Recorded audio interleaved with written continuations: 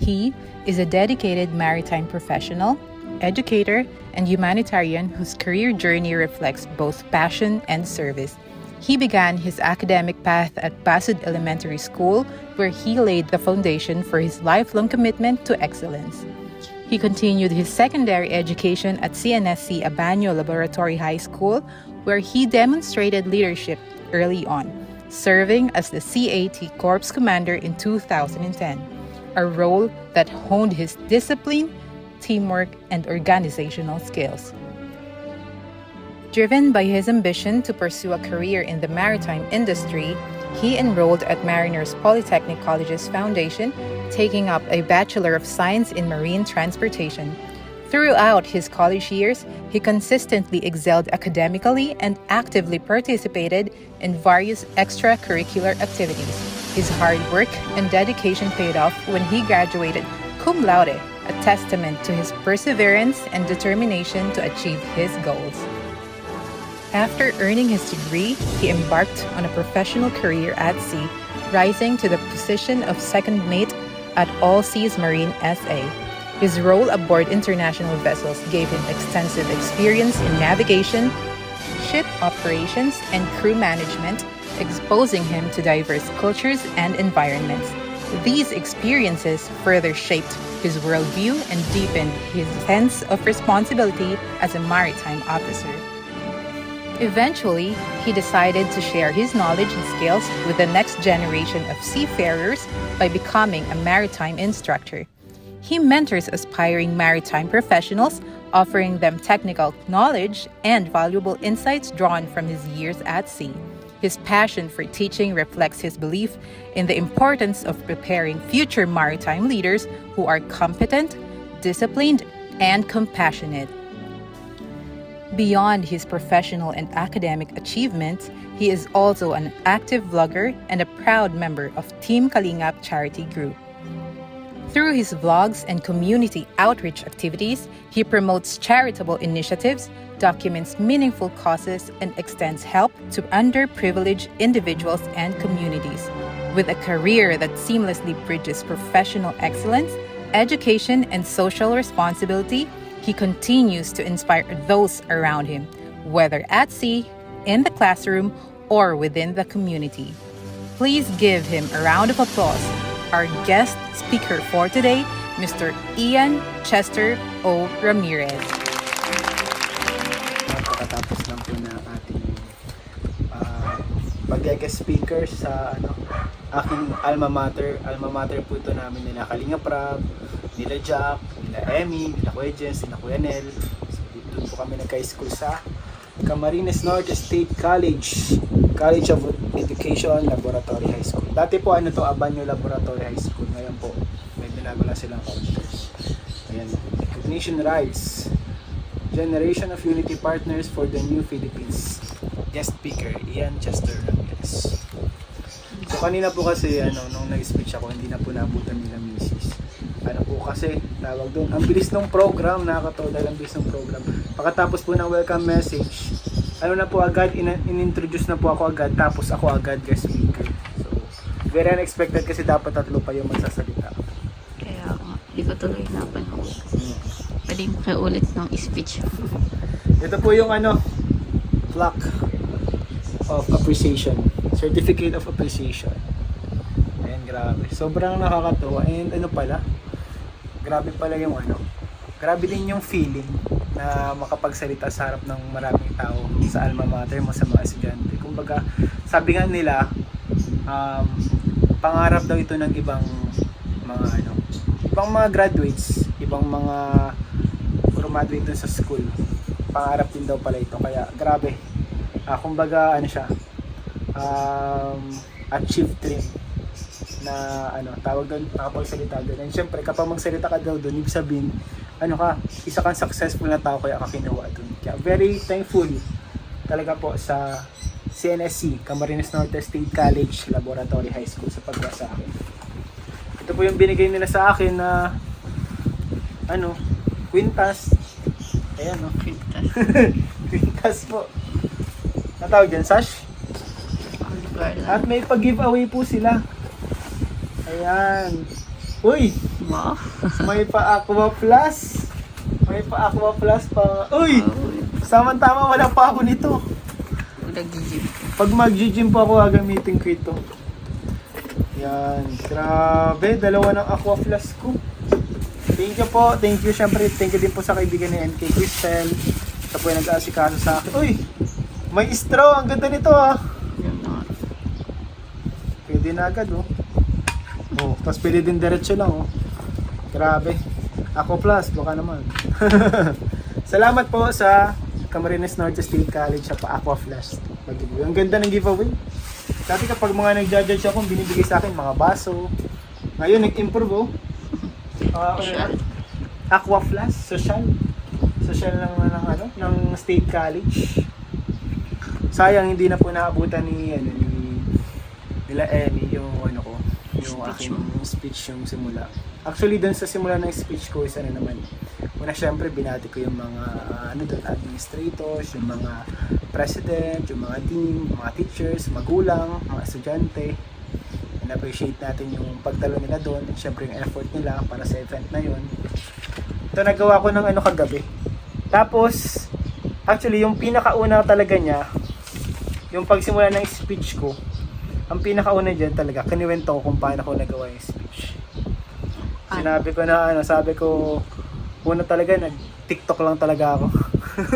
Sabi ko, nag-TikTok ako. Oo, nag-TikTok ko, tapos tawanan yung mga bata. Sabi ko, alam ko nakaka-relate kayo. Kasi feeling ko, bago kayo gumawa ng assignment, nag-TikTok din kayo. Tapos katulad nyo, sabi ko, naubos din yung oras ko kaka-TikTok, inabot na ako ng alas 10. Kaka-TikTok di ako nagmamalay sa oras. Tapos, ayun, tawan-tawa sila kasi nakaka-relate sila yung mga estudyante na TikTok lang din ang TikTok. TikTok. Wala makaka-relate yung mga bagets. Oo, nakaka-relate yung mga bagets. TikTok na din ang TikTok. Sabi ko, sabi ko alas 10 na pala, late na. Sabi ko, nagkuha ako ng papel. Kumuha ko agad ng papel at ballpen para magsimula na magawa ng speech. Pero after ulit ng 30 minutes, wala pa ako naisulat kahit isa. Kasi, tawag doon, kumbaga, sobrang overwhelmed ako sa mga napanood ko, iba't ibang kwento ng buhay nila. Kumbaga, tawag doon, sabi ko, hindi porket manood ka na, may maano ka na agad, may sulat ka na. Kasi hindi mo syempre pwedeng gayahin yung kwento ng buhay nila, iba yung kwento ng buhay nila. Kaya sabi ko doon sa speech ko, may tinawagan ako isang kaibigan at mentor ko rin. Syempre po si Pastor ER yan mga kalingap. So tinawagan ko si Pastor ER. Ang sinabi lang naman ni Pastor ER is, kwento mo lang yung sarili mong experience and yung mga lessons na natutunan mo sa school nung estudyante ka pa lang. Tapos magbigay ka ng mga lessons na pwede mong maibigay sa kanila para maabot nila kung ano man yung mga dreams nila or kung paano mo na-achieve yung mga goals mo. Tapos yun, kinento ko dun na ako sa kanila. After nun, ako sa kanila. Nagtanong ako dun sa mga students. Tinanong ko, sino dito ang nakakaranas maglakad ng malayo dahil wala na silang pamasahe? Tapos pinataas ko yung mga kamay. Actually talaga sa tingin ko, feeling ko wala naman mataas kasi medyo okay naman yung mga family, yung lahat ng mga naandun, estudyante doon, talagang hindi naman sila, konting-konti lang kasi estudyante doon and alam ko medyo okay yung mga family nila, kaya hindi ko in-expect na may nagtaas. So may nagtaas na iilan. Tapos tinanong ko din kung sino ang nakaranas na magtinda para magkaroon lang ng baon. Tapos tinanong ko kung sino yung mga kamuntik na huminto ng pag-aaral dahil wala nang maibigay yung mga magulang. Tapos dun sa huling part, dun sa kamuntik nang huminto mag-aral, walang tumaas. Pero dun sa nagtinda may mga 2-3 ganyan na nagtaas. And sabi nga nila, mayayaman daw pala yung mga estudyante dun. Tapos sabi ko, sa totoo lang, di naman po sa pagmamayabang, di ko yung naranasan nung ako ay high school. Sabi ko, mukha lang akong dugyot, pero mayaman po talaga kami. Tawanan po sila, and natutuwa yung mga parents kasi kumbaga yung speech ay para nagkakwento lang. Kumbaga very genuine. Gusto ko kasi as much as possible genuine lang talaga na para kinakausap yung mga students kasi normally parang all English lang, full English yung speech, tapos nakikita ko yung mga students parang hindi sila masyado nag-engage, kaya ang ginawa ko medyo engaging sa mga students. Tapos sabi ko sa totoo lang, mayaman po talaga kami noon. Sabi ko may 4 kami kasambahay, may isang tagalinis, isang taga-plansya, tapos tawa sila ng tawa. Parang ano nila, sabi ko, wow, sana all. Sila. Yeah. Tapos sabi ko, may isa kaming tagalaba. At syempre may driver din kami, may isa pa kaming driver. Sabi ko, masaya ang high school life ko. Maswerte ako sa mga magulang ko. Na ibibigay nila ang mga pangangailangan ko. Marami din akong kaibigan. Tapos sinoutout ko na dun yung mga kaibigan ko na dati talaga sa totoo lang, kengkoy lang kami. Pag-gitara lang sa tabi, palaro-laro lang. Hindi naman kami yung mga pinaka the best sa klase, pero meron akong kaibigan ngayon na attorney. Sinoutout ko si Attorney De Mesa, Dr. Villarin, Engineer Vasquez, si Kuya Jens po yan. Engineer po yan, si Kuya Jens. Si Ron at si Kuya P na nasa Germany and UAE na. Si Kalinga Prab, sabi ko, sino dito ang familiar sa One Piece na anime? Grabe, ano sila, ako. Tapos sabi ko, alam nyo ba si Kalinga Prab, isa sa mga editor ng One Piece, isa siya sa mga animator. Kapag manood kayo ng One Piece, meron dun mga episodes na nasa credits si Kalinga Prab. Tapos bilib na bilib siya, ganito. Tapos sabi ko, and ngayon, isa na siya sa pinakasikat na vlogger sa buong Pilipinas. Kumbaga lumilevel na siya kalakong TV. Bilib na bilib sila eh. Di ko na inano yung channel ko masyadong sinabi, pero alam naman nila na vlogger ako, nasa nasa introduction. Tapos pagkatapos nun, sabi ko, salamat sa inyo. Salamat ako dun sa mga kaibigan ko. Sila yung mga kasama ko mag-aral kahit parang wala nang pumapasok sa isip namin. Sabi ko, kasi dati nag-aaral kami ng sama-sama, pero sa totoo lang nauwi lang sa kwentuhan, tapos parang walang pumapasok sa isip nito. Sabi ko sa kanila, grabe yung pag-aaral namin. Pagdating ng exam, wala kaming may sagot. Walang pumasok kasi parang mas papasok yung mga kwentuhan nyo. Tapos, sabi ko, kinuwento ko din sa kanila na yung mga kaibigan ko, yung kasama ko dati, nag-push sa akin yung mga panahon na tinatawanan ako ng mga kaklase ko kapag sumasayaw kasi hindi ako marunong sumayaw. Pero dahil tinagaan nila ako, sabi ko after ko naman natuto naman ako. Tapos sabi ko nakarating kami sa division, regional hanggang sa national. Sabi ko nag-champion kami ng National Robotic Dance. Tapos sila, tuwan-tuwa. Tapos sabi ko, di lang ako makapag-sample ay guest speaker kasi ako. Tapos tulong-tulong kami kapag may problema.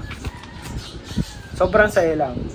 Hanggat sa sinabi ko na, pero biglang bumagsak. Kumbaga hindi ka laging nasa taas. May mga times na talagang babagsak ka na. Sa mga panahon hindi mo inaasahan. Sabi ko, ayun na nga, namatay si Papa. Isa-isa nagsara mga negosyo. Ramdam na ramdam ko yung hirap. Sabi ko yun kay Mama, sabi ko, Ma, huwag na kaya akong mag-college. Magtatrabaho na lang ako. Pero ayaw ni Mama, alam niya kung gaano kahalaga ang edukasyon. Kasi teacher din po si Mama.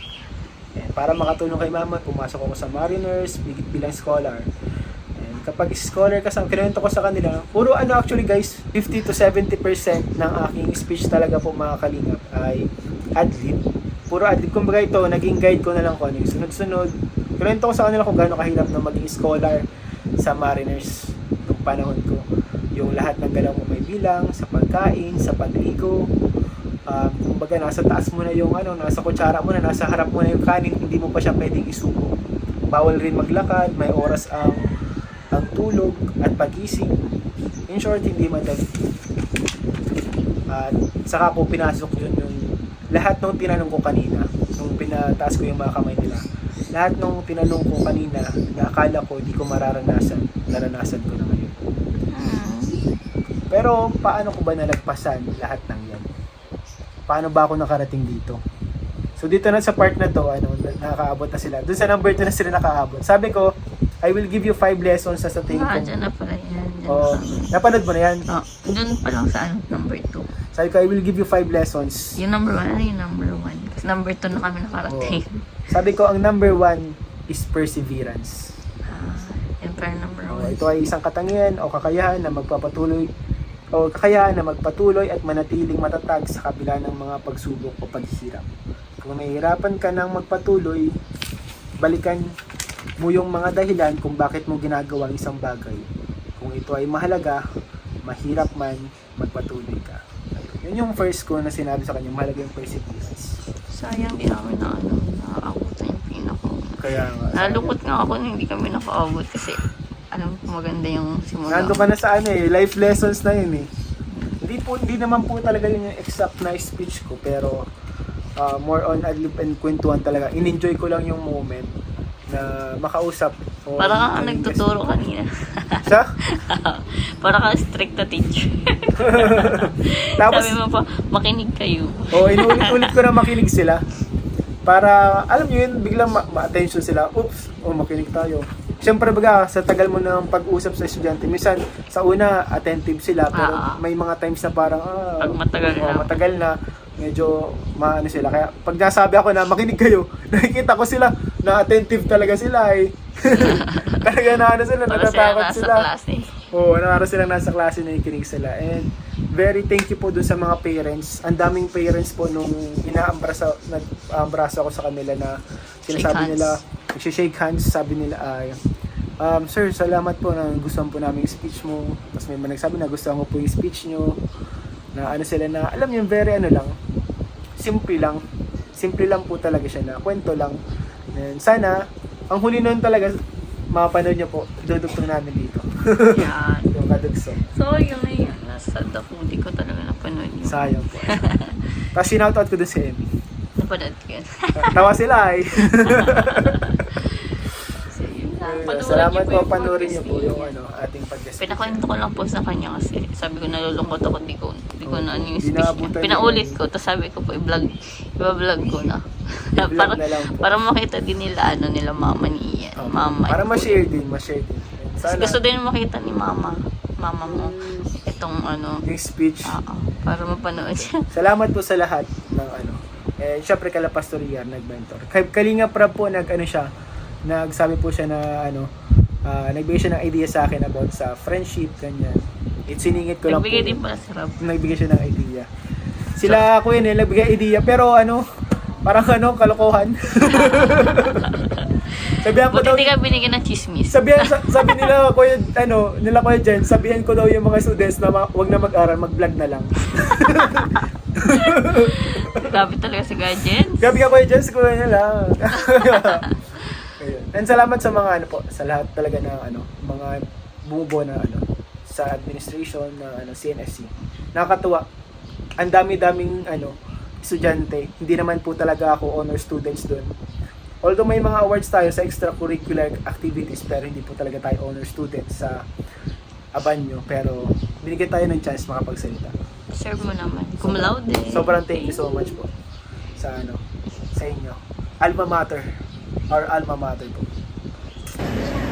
Yun yung una, perseverance. So ang pangalawa, character more than image. Sa mga estudyante po, makinig kayo dahil lahat ito ay mahalaga. At sa tingin ko makatulong sa inyo pagdating ng panahon para makamit yung mga pangarap. Pangalawa, character more than image.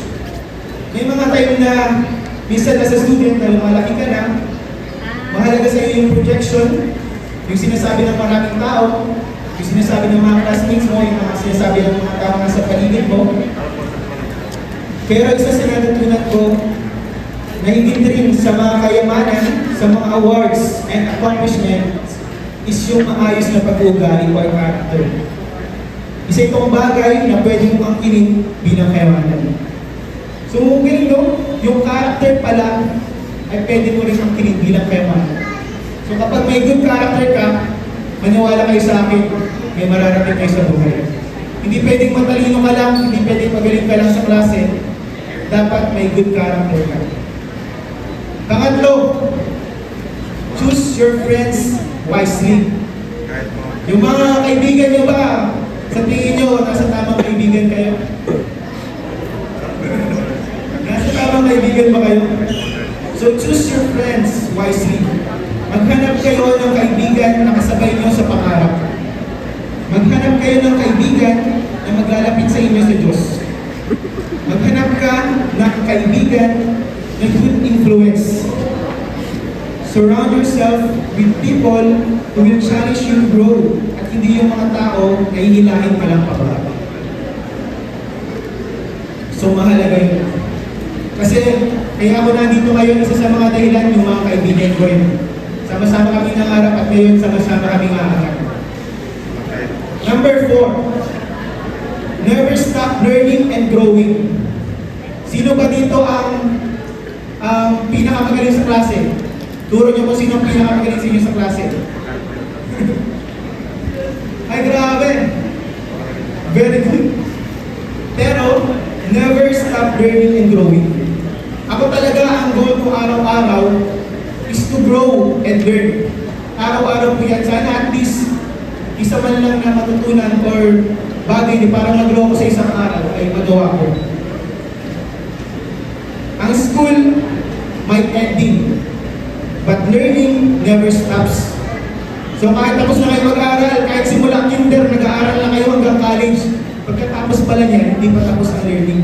Ang learning po is habang buhay. Stay curious, stay humble. Kahit nasa task ka na, maniwala kayo sa akin, hindi niyo pa alam lahat. At panghuli, para sa akin ito yung pinakamahalaga. Nasa tingin ko, marami sa inyo nakakalimutan na kasi nabuyat na kaka-TikTok, nakakatulog na yung cellphone, kaka-TikTok, kaka-Facebook, kaka-MM. Pero, ito yung panghuli, find God. Nagdadasal pa ba kayo bago matulog? Naalala niyo pa ba yan? Find God. It can offer purpose, meaning, and guidance in life. May share ako sa inyong verse. Sana makinig kayo kasi malaking tulong ito. Matthew 6 verse 33. Seek first the kingdom of God and His righteousness, and all these things will be added to you. Seek God first, and everything will follow. So yun lang po yung 5. Ito yung mga aral na nagdala sa akin kung nasa ako ngayon. I have traveled in more than 30 countries. Sa totoo lang, baka 40 yun, di ko na binilang yung iba, di ko rin naman napasyalan. When I was a seafarer. Kasi pag seafarer ka naman talaga, ang dami mong basang napupuntahan, pero hindi mo napapasyalan. And I am sharing knowledge as a marine instructor. Napangasawa ko din yung pinakamagandang estudyante dati sa Abanyo. And ngayon, magkaka-baby na kami. Baby boy, I am happy. I am happy kung nasa ako ngayon. Sayang hindi ata nang abot ng asawa ko dito ngayon eh. Hindi siya nakanood. Kasi sabi ko pa sa sarili ko na successful ako. Kailan mo ba pwedeng sabihin na successful ka? I am happy right now and masasabi ko na successful ako. Pero, madaming pero, hindi ako titigil. I will set new goals and I will continue to succeed. Sana nag-serve ako as an inspiration. Every step you take leads to a brighter and more successful future. You are part of a generation that will bring change, hope, and unity. Your dreams are within reach. Just work hard, believe in yourself, help each other, and have faith in God who gave us everything. Let us continue to be united in every step of life. Let's be partners in building a new Philippines. One full of hope, progress, success for all. Congratulations everyone. Thank you very much. Have a good day.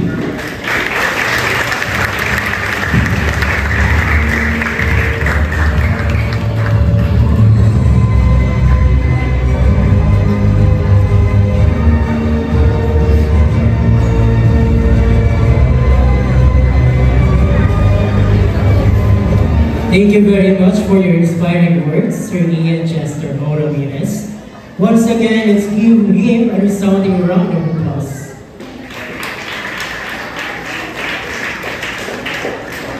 At this juncture, we will be proceeding with the awarding of the plaque of commendation to our guest speaker. May we invite our college dean and our basic education chairperson to join our distinguished guest speaker in receiving the plaque of appreciation. Allow me to read the citation. Republic of the Philippines, Camarines Norte State College, College of Education, Laboratory School, Daet Camarines Norte. Certificate of appreciation is given to Ian Chester Ramirez, in grateful recognition and sincere appreciation of his invaluable contribution as guest speaker during the Junior High School recognition rites of the Camarines Norte State College of Education, Laboratory School. His inspiring words and meaningful insight have left a lasting impact on the student awardees, faculty, and community, making the occasion more memorable. Given his 30th day of April 2025 at Camarines Norte State College Student Activity Center, main campus and Camarines Norte. Signed by our SUC President, Dr. Marco Evelyn Cruz, PEC.